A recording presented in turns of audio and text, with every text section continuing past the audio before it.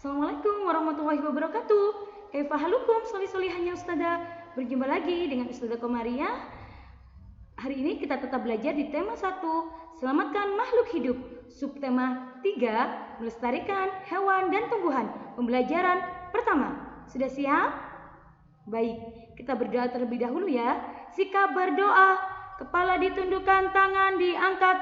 Bismillahirrahmanirrahim. Rabbi zidani ilma warzuqani fahma. Amin. Amin ya rabbal alamin. Oke, sebelum belajar, Ustazah ingin mengingatkan kebiasaan baik yang harus kita lakukan setiap hari. Yang pertama, apakah anak-anakku sudah sholat 5 waktu?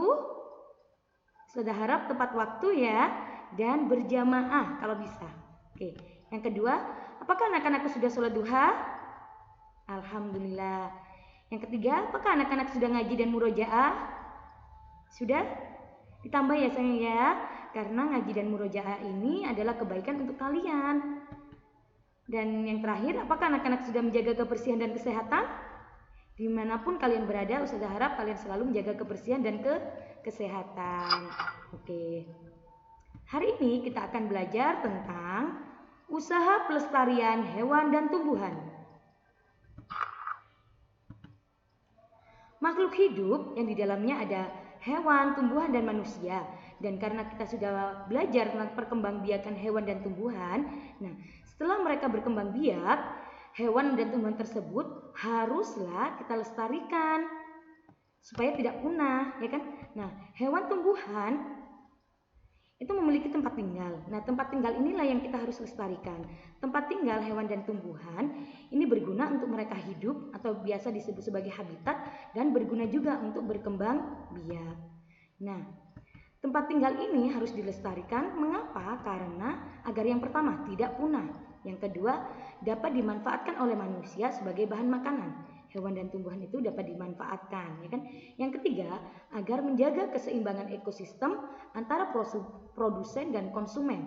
Yang keempat, kenapa hewan dan tumbuhan harus dilestarikan? Karena agar dapat dimanfaatkan sebagai sumber belajar untuk mengembangkan ilmu pengetahuan. Pintar. Bagaimanakah upaya pelestarian tumbuhan? Upaya pelestarian tumbuhan yang pertama, kita harus memahami dulu pentingnya pelestarian tumbuhan. Yang tadi ya, supaya tidak punah, ya kan? Supaya dapat dimanfaatkan, ya kan? Yang kedua, kita harus mampu juga mengembangbiakan tumbuhan secara vegetatif.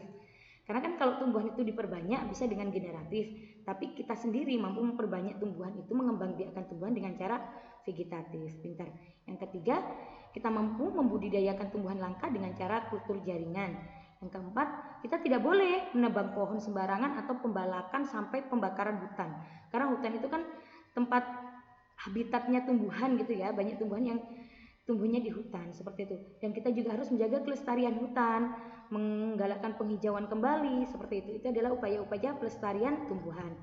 Nah, ada pula upaya-upaya pelestarian hewan. Yang pertama, tetap kita harus memahami dulu pentingnya pelestarian hewan. Kalau kita sudah paham, terus kemudian bagi hewan-hewan yang sudah punah atau hewan-hewan langka, upaya pelestariannya kita juga bisa membuat tempat penangkaran hewan langka.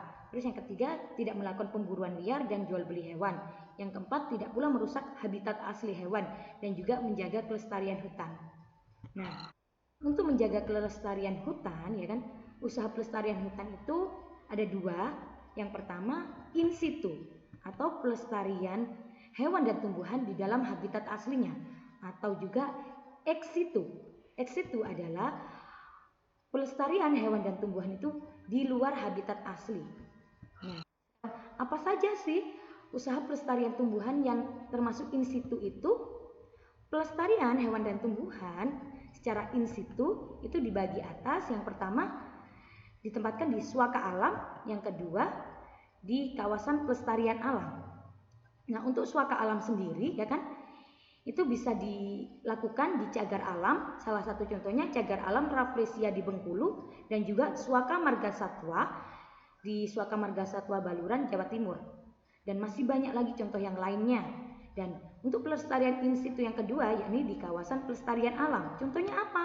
Contohnya yang pertama di Taman Nasional seperti Taman Nasional Waikambas di Provinsi Lampung, Taman Nasional Laut Bunaken di Manado gitu ya, itu salah satu contohnya. Yang kedua, Taman Hutan Raya atau biasanya disebut kebun raya. Contohnya kebun raya Bogor ya, di Bogor di Jawa Barat.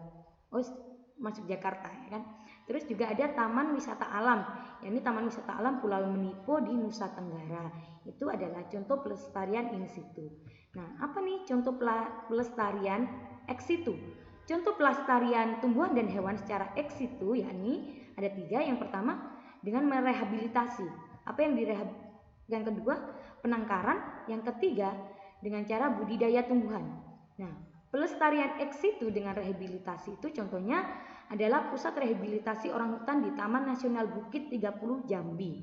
Jadi di sana ada tempat rehabilitasi agar hewan orang hutan ini tidak punah seperti itu. Dan penangkaran, contohnya pelestarian ex situ penangkaran penyu pantai Sukamade di Banyuwangi.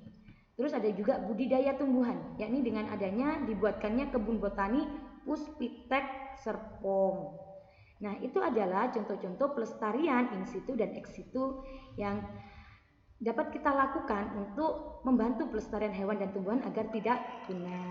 Mungkin sampai di situ dulu pembelajaran kita hari ini. Kalian dapat menambah wawasan kalian dengan membaca buku yang telah Ustazah bagikan hari ini, yakni buku tema 1 tentang selamatkan makhluk hidup di sekitar kita di halaman 136 sampai 140. Oke, baiklah demikian dari Ustazah. Saya akhiri. Wassalamualaikum warahmatullahi wabarakatuh.